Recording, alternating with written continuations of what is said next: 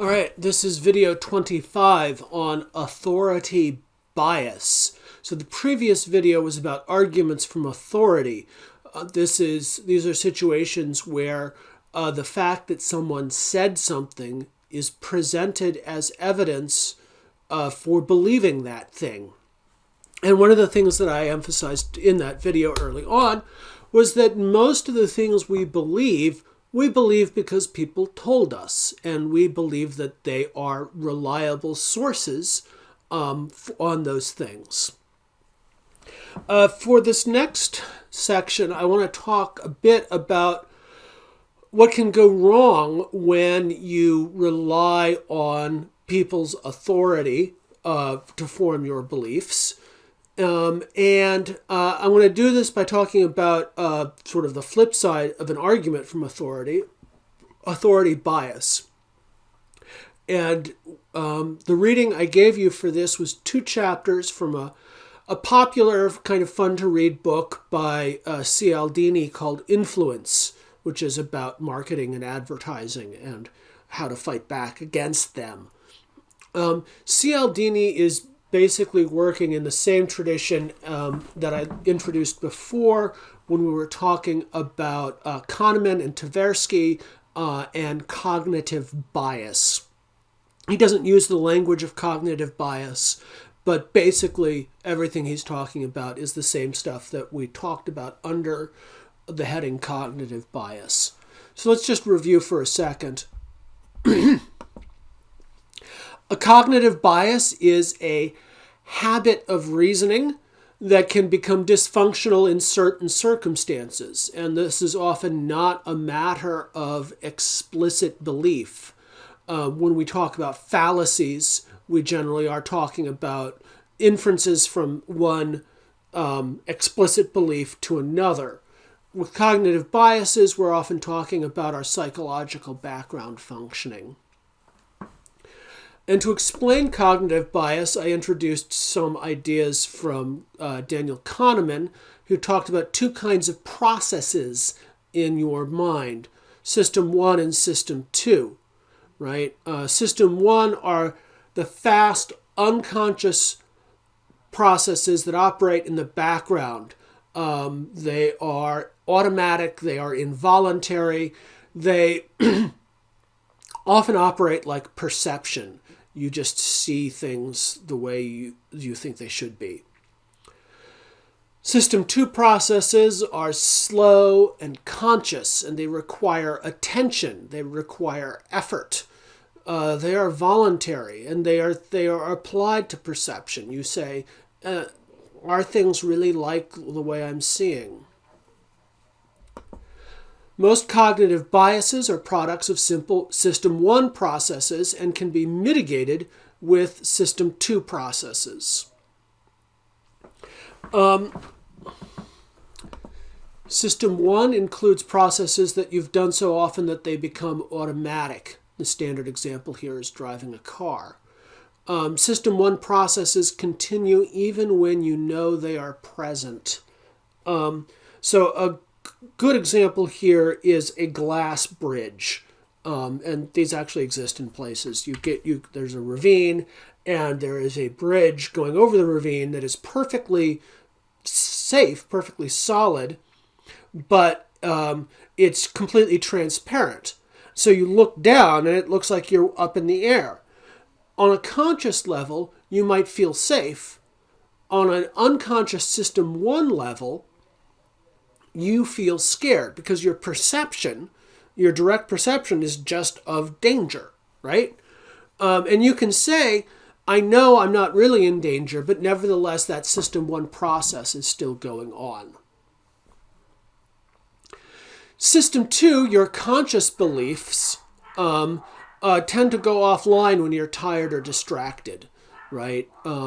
It's hard to maintain System 2 all the time.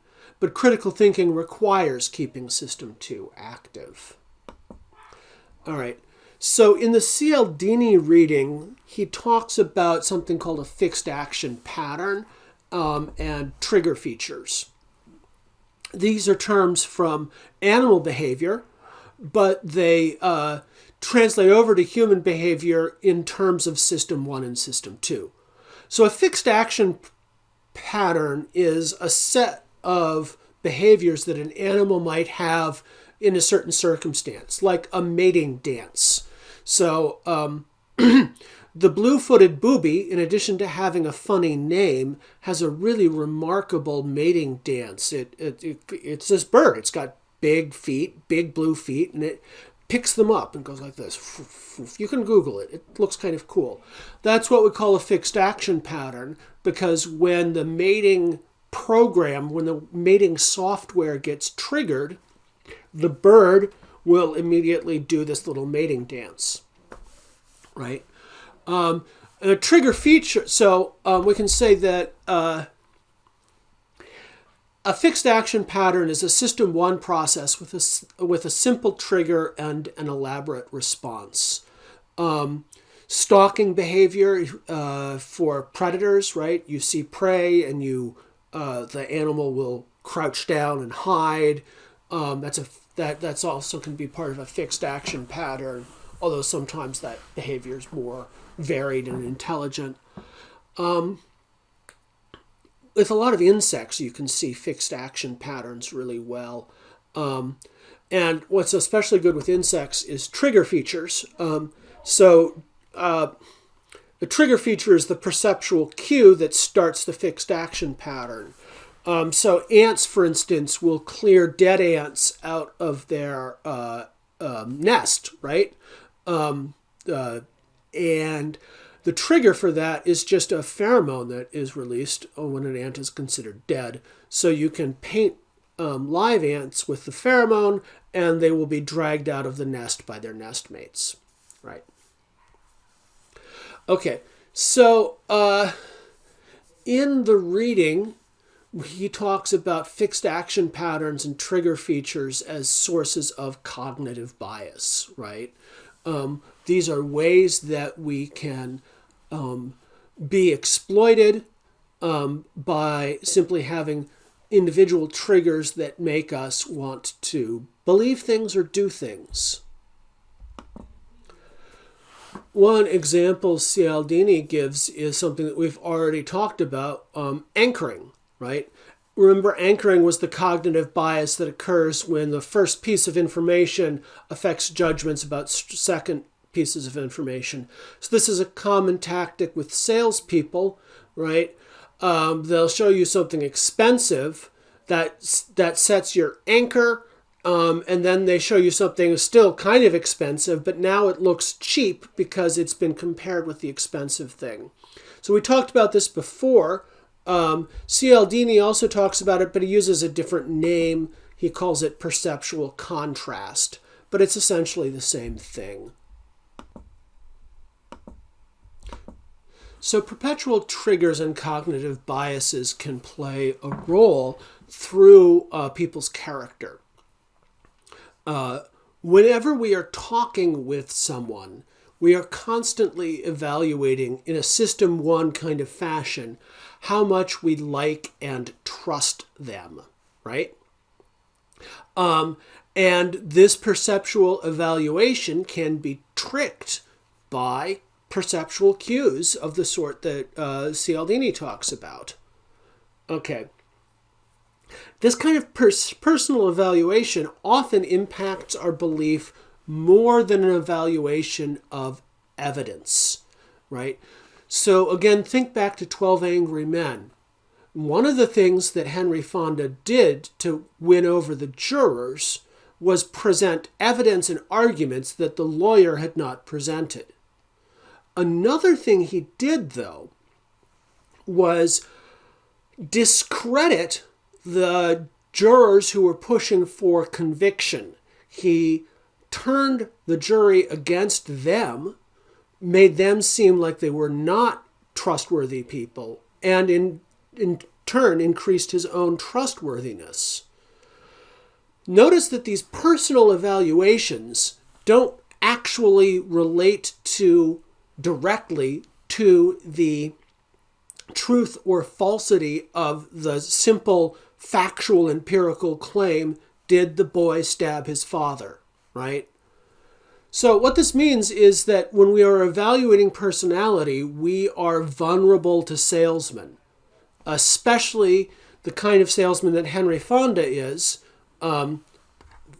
people with the soft sell, right? And so my general piece of advice here is to always evaluate evidence and not people, whenever possible. But it's not always going to be possible. A lot of times you will, in fact, have to accept things on authority. So what kinds of triggers are we talking about here? These are, Cialdini goes into detail in this in the chapter on authority. There are perceptual triggers that essentially act like they cue fixed action patterns. In this case, action patterns based around obedience. And these are just all things that signify social status in one way or another. Gender, race, trappings of wealth. A white man in a nice suit can trigger belief in people, even when that's not warranted, because he has all these status trappings. These triggers become stronger if you add other trappings of authority, like uniforms or titles, a doctor's lab coat. Really superficial stuff can affect your evaluation of sources, right? If someone is attractive, if someone is tall, if someone has a rich baritone, that affects you. Also, we're attracted to people, we are inclined to believe people who are like us, fellow members of ethnic groups or religious groups or social groups. All of these serve as triggers for belief that are not really evidential. They're not actually likely to lead you to have true beliefs. They're just likely to lead you to follow people with the trappings of authority, right? Okay. So we're going to define authority bias as a kind of cognitive bias that leads you to unquestioningly accept statements because they have been made by people who appear to have authority, and to accept commands from people who appear to have authority. And so actually one of the classic experiments that Cialdini goes into detail about here are the Milgram experiments. And actually I want to give a slight aside here, because you've probably encountered the Milgram experiments in other classes. They're extremely famous. In some ways, they are misleading, actually. So this came out with a recent book by Gina Perry called Behind the Shock Machine. And one of the things that she does is she digs into Milgram's original data, his original recordings of the experiment and that sort of thing. And she finds that really Milgram only emphasized the evidence that fit with with his case.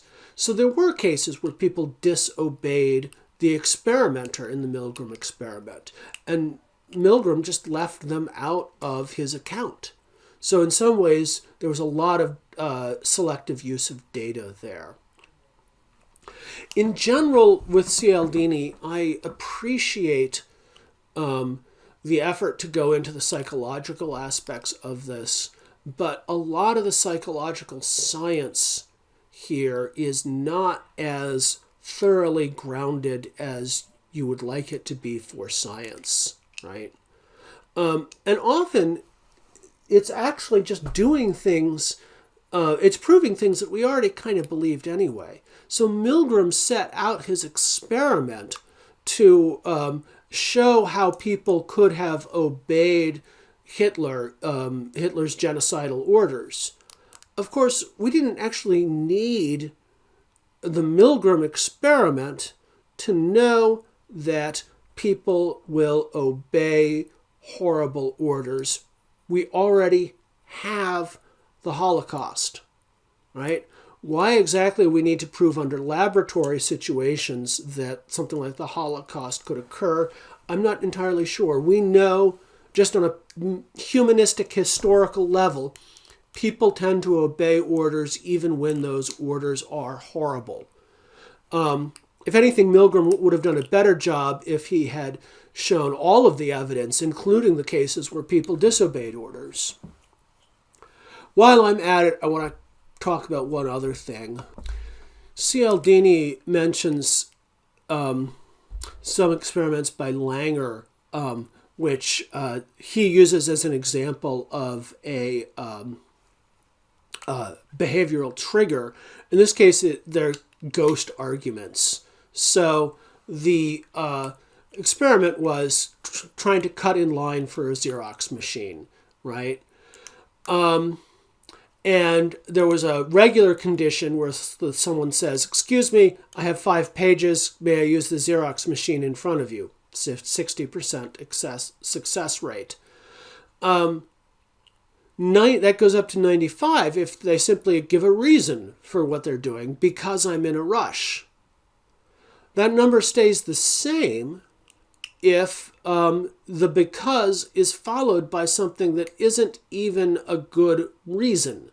Like, may I use the Xerox machine because I have to make some copies? And so what Cialdini does is he attributes this to the magic power of the word because as working like a belief trigger, even when a perceptual trigger, even when it is not followed by actual evidence. Well, there's some reasons to doubt Langer's original experiment, and this is from a blog called Language Log, which I like. So in that article, Mark Lieberman points out that the placebic request in this case was so moronically self-involved that subjects may have been motivated to grant a small favor out of pity, bemusement, or reluctance to argue with an idiot. So again, I want to say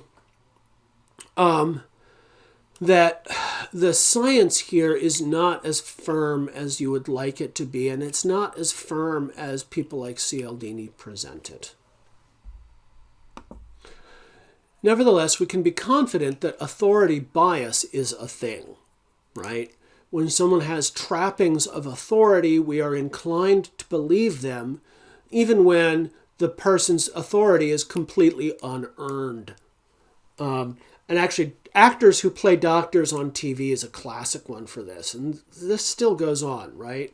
You somehow want to take medical advice from someone, even though you know they're just an actor who plays a doctor rather than a real doctor. This works on you because System 1 processes continue even when you are aware they're happening. So you might be aware that the actor you're looking at is not a real doctor, but he still influences you because you associate him with that medical show where he, cures people and does all those heroic things. Cialdini lists some things that he calls triggers for mechanical obedience, and there are things to look out for, right? Titles. In studies, men who are introduced as professors are estimated to be 2.5 inches taller than men introduced as students. So it's funny. This is one trigger for authority leading to belief in another. And all of them come together with an overall impression of authoritativeness. So clothes. People are more likely to accept bizarre requests from strangers on the street if the stranger is wearing a uniform. Trappings of wealth. This is one I particularly like. Everyone says, if someone is driving a fancy car, I'm more likely to honk at them, because we all like to think that we are bucking against the man and we go up against the elites. But in real life studies, people are less likely to honk at expensive cars. because in real life, deference to rich people is the underlying psychological mechanism. It's a system one process that isn't always, that's working even when you don't want it to be. Well, Cialdini says that there's a basic defense against this. Be aware of the problem. This is the basic defense against all forms of cognitive bias. Be aware that it's there and compensate for it. Use system 2 processes to make up for system 1 processes. And this matches perfectly well the advice when you are evaluating arguments from authority, that is in situations where you have been consciously told that something should be believed because an authority figure says it. Because again, you just want to be aware of what's going on and then ask, is this person a real authority? All right. So, because we typically misperceive the profound effects of authority on our actions, we are at a disadvantage of being insufficiently conscious of its presence in compliance situations. So, again, a fundamental form of defense against this problem is heightened awareness of authority power. Another thing that actually Cialdini talks about as a way authority figures get you that I think is really effective, and you need to be aware of it, is strategically calling attention to your own flaws.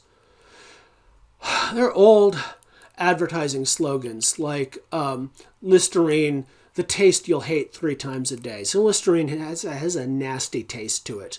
They admit that, but nevertheless, and so when you admit a flaw like that, you actually increase your trustworthiness because the person now believes that you are, telling the truth. The L'Oreal thing, it's a bit more expensive, but worth it, right? You admit your flaw and then use that trust to manipulate the person. By establishing their basic truthfulness on minor issues, compliance professionals, I love that neologism that will cover, everything from army recruiters to advertising sale agents to spin doctors, who use this ploy can then be more successful when stressing the more important aspects of their argument. And actually, this goes back to the example he uses here is the classic slogan. It was originally from the Peace Corps. The Peace Corps was the toughest job you'll ever love. And that was then taken up by the regular army. Okay.